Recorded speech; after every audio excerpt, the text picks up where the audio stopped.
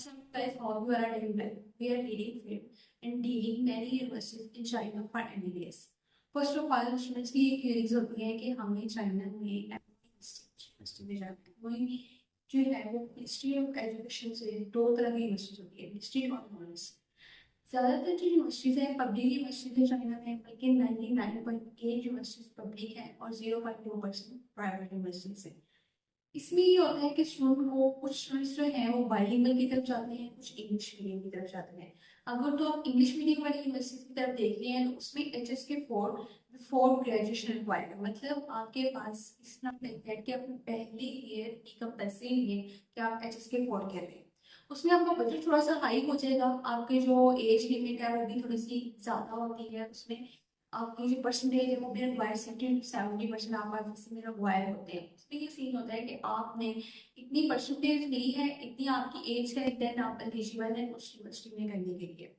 उसमें आपका बजट थोड़ा हाई होता है। कुछ यूनिवर्सिटीज ऐसी हैं जिनमें बजट लो है, उसमें आपको HSK4 फर्स्ट ईयर करना पड़ता है।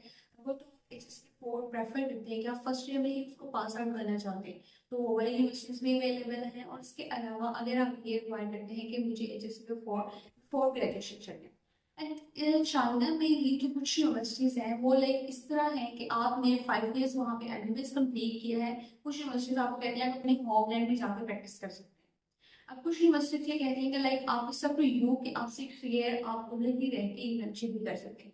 अब बात आती है कि जब पाकिस्तान में स्टूडेंट यहाँ से MBBS पास करके आता है तो वो यहाँ पे आके उसको मसला होता है कि लाइक टेस्ट का किस तरह मैं करूँगा, वो पैनिक कर रहा है, उसको इश्यूज आ रहे हैं। लेकिन ऐसा मसला नहीं होता क्योंकि बिकॉज आपकी जो क्राइटेरिया है MBBS का, जो स्टडी का लेवल है वो सेम एज इट यूजर में होता है। आप इजीली एग्जाम पास आउट कर लेते हैं।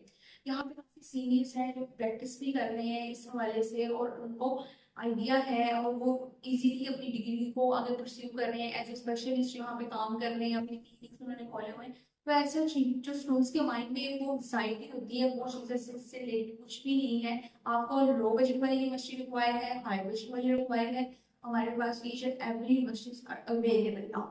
और आपके HSK4 का भी जो इशू है वो भी सॉर्ट आउट किया जाएगा। चाइना में HSK4 की कोई आपके ऊपर कम्प्लीमेंट्री नहीं है कि आपने पहले साल करना है, दूसरे साल में जब आपको इजी लगता है आपको वैसी यूनिवर्सिटी आपको मिल जाती है, आप इसलिए उसको कवर अप कर लेते हैं। और पाकिस्तान में आके भी एग्जाम देख लेते हैं, प्रैक्टिस कर सकते हैं, अपना क्लिनिक खोल सकते हैं। You can submit your documents and you can also open your hospital as well. So if you need any more information, you can contact us directly and you can visit our office also. Thank you.